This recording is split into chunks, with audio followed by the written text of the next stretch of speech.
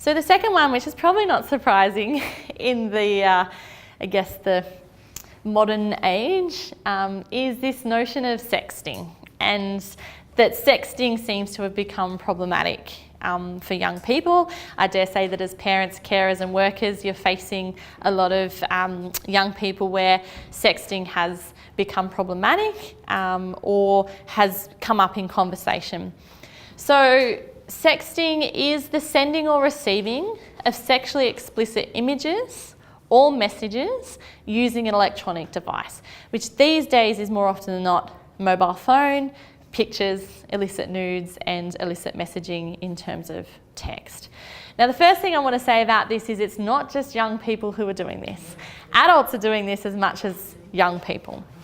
The only difference is that if young people are doing this and they are in possession of naked images of people under the age of 18, they are considered to be in possession of child pornography. Even an adult, if they have these images of somebody under the age of 18, is considered to possess child pornography, yeah?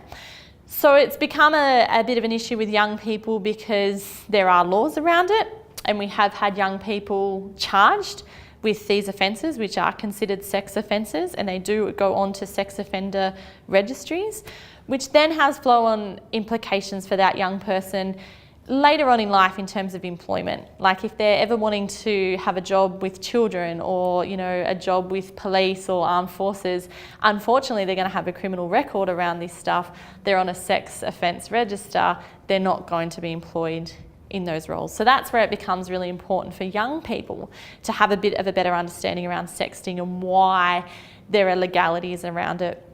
So as it stands at the moment, what is legal or what's illegal around this? So being in possession of sexually explicit photographs or nudes of someone under the age of 18 is considered child pornography and can have serious consequences if found guilty, those sex registry offences, as I mentioned. So what's currently illegal is asking for, taking, sending, viewing or sharing those images. Okay, so even if I'm a person requesting that a young person under the age of 18 send me a nude photograph, I can be charged. If I'm the person taking that photograph of myself and sending it, I can be charged for the making of child pornography. Okay, so this is why it's really important to explain these things to young people. The flip side of sexting, because I think a lot of us as adults only see negativity when it comes to sexting. It's bad, it's wrong, how can young people be doing that? The flip side of this is that Kath Aubrey, who is a researcher that we've had in New South Wales for quite some time, they had done some research around young people and sexting, and it takes self-esteem to take a nude photo of yourself, right? And remember before we spoke about the importance of self-esteem and having that heightened self-esteem? So some people see sexting as a very positive thing. It's a young person's way of, I feel good about myself, I feel confident to take this selfie, I feel confident to take this nude and to potentially send it on. So a lot of people will see sexting actually as a very positive thing, and it can be and it should be. It's when it's taken out of context. So our experience is that a lot of young people will take these images and share them with a partner that they may have at the time. They may be in a romantic relationship together and they share the nude or the image. Unfortunately, we know that a lot of youth relationships don't last very long, and quite often there's a messy breakup. And as part of that messy breakup, the person who now is in possession of that nude photograph decides, I'll get back at you, send. And before you know it, that image has been sent to potentially thousands of people.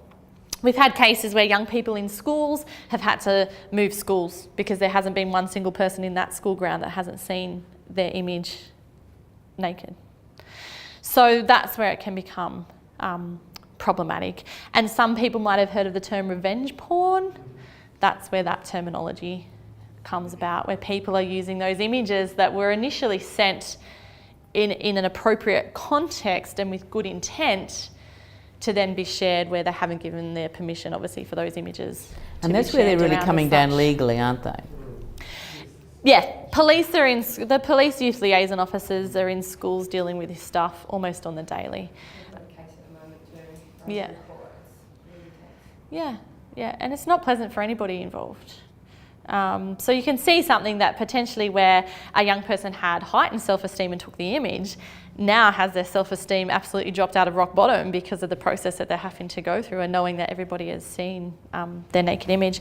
So just back to that study from 2013, that secondary school study, because I think you'll find some of this information really interesting. When that study was done, over 50% of students had received a sexually explicit text message. So a text message of sexualised language or explicit text, okay?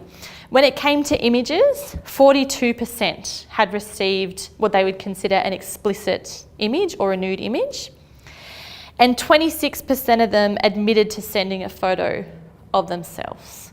This data was from 6 years ago, so I dare say that those numbers have probably increased quite significantly given what we know about sexting these days. They may have. There's been a lot of awareness around that. The laws have, New South Wales quite recently changed the laws, I'm not sure what they are, but there is a move towards taking some of that sort of lifelong charges, sticking with you for children. If it's between two young people, I think the laws are quite different now. And you can find out more information on this from lawstuff.org.au. They have some fantastic resources for young people around sexting and information for parents, carers and workers as well. So I think at the end of the day, when it comes to it, we acknowledge that this is something that young people are doing. We're not ever going to be able to stop them from doing it. The only thing that we can do is educate and empower. Yeah, so let's educate them about what's appropriate and what's not, about what's going to be legal or illegal, and letting them understand that as with anything, there's consequences to the decisions that are being made. It's your choice to take that photo and send it or to receive that photo, but with choices also come consequences. It's educating them about the fact that once something goes to digital, like your digital footprint isn't removed. So once it goes onto Facebook or Instagram, it is there. Digital footprints lasts forever.